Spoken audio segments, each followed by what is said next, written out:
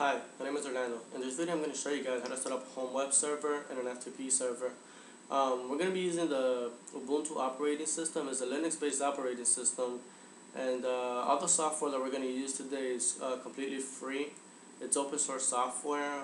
It's always free. The code is available to the public, and if you have any programming abilities, you go ahead and download that code, modify it, customize it, and then distribute it to the public.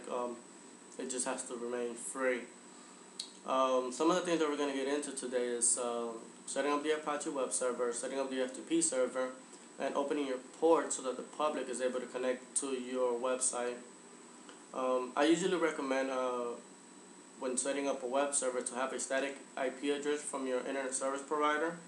That way your users or the viewers of your website won't run into any issues when they're trying to view your website, in case you have a dynamic IP address and it changes frequently. With that being said, let's get started.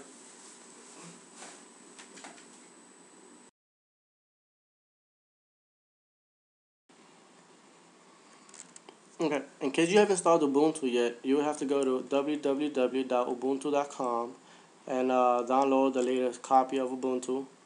Go ahead with the install. It's fairly easy. There's a wizard that follows you through the whole process of installing Ubuntu on your computer. After you get that done, then we're gonna set up the Apache web server and the FTP server. One of the things that I like to do is I like to use the command line interface. I think it's much better than the clicking, but that's my opinion.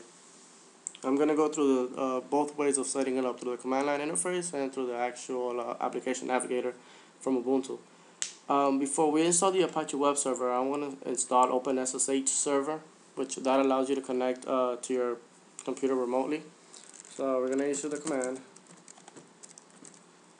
Sudo is basically a super user privileges. It gives the current user super user privileges. So we're going to apt-get is the application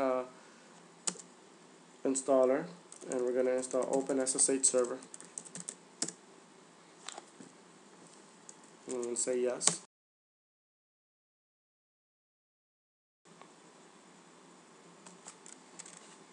Okay, so the OpenSSH server has been installed, so we're going to go ahead and proceed with the Apache web server installation. So we're going to issue the install command. We're going to get super user privileges again. Apt-get is the application installer. I'm going to say install Apache version 2. So it's going to go pretty much the same thing. Do you want to install it? Yes, we do. And here we go with the install.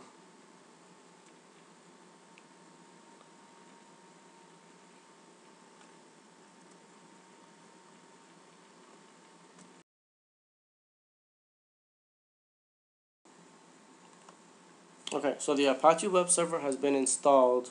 We use the command line interface to install it. If we wanted to use the Ubuntu's application navigator, we would simply go to System Administration. We use the package manager. We'll get prompted for a password to make sure we have the right privileges, and we would search for Apache.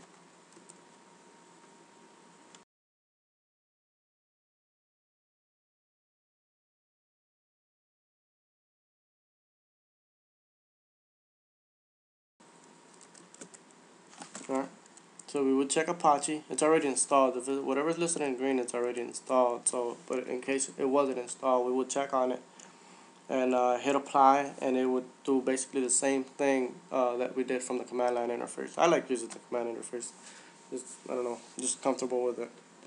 The configuration files for the Apache web server are located under etc directory. Most of the applications store their configuration under the /etc directory in Linux. So we'll go ahead and navigate and look at the different configuration files. The ls command is similar to the directory command in Windows. It just lists all the files that are under that directory. So here we have different configuration files. The http.conf file is sort of like the main configuration file. It stores configuration of the port number, the host name, the document directory.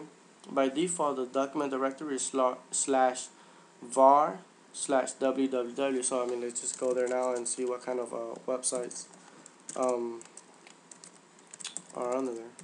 Sort of like a default directory and so on. So we have an index.html. So I don't know. Let's go ahead and try it out and see if it's working properly.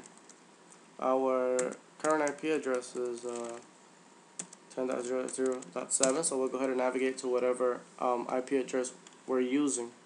So there you go. The Apache web server is currently working.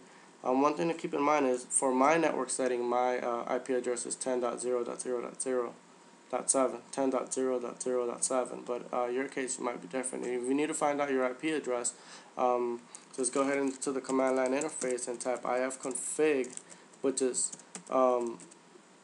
interface config, similar to the IP config in Windows. Type that and you'll get your IP address here. Okay, so we have the Apache web server up and running. It's configured properly. The next step for us to do is to configure the FTP server.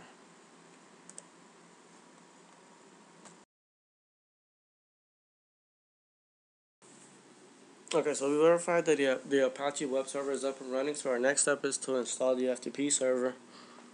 I've installed the Apache web server using the terminal and the command line interface. I'm going to go ahead and use Ubuntu's package manager to install the FTP server. So it's under System Administration, Package Manager. And we'll do the same thing as I demonstrated for the Apache web server. We'll go ahead and search for FTP. Oh, there it is.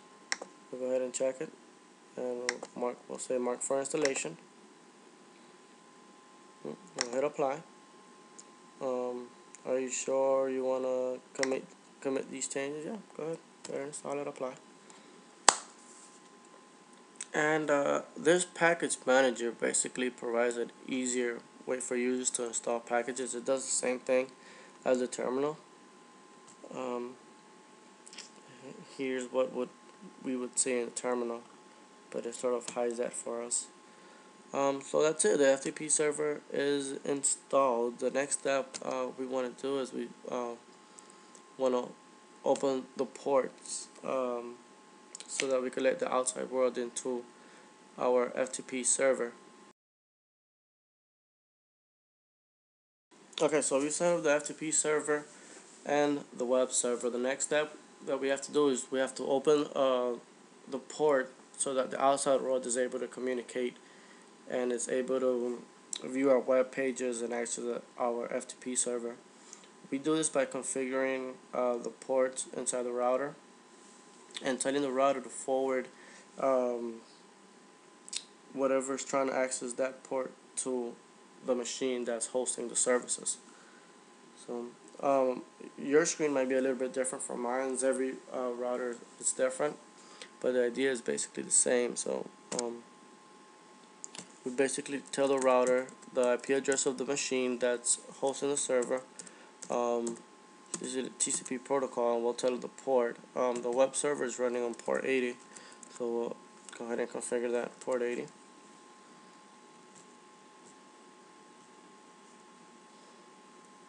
And we'll do the same process with the FTP server. We'll say enable here, and we'll write the setting to flash, and we'll do the same process with the FTP server. Alright, so there you go. You guys set up your home web server and your FTP server, and now anyone has access to your website from your machine.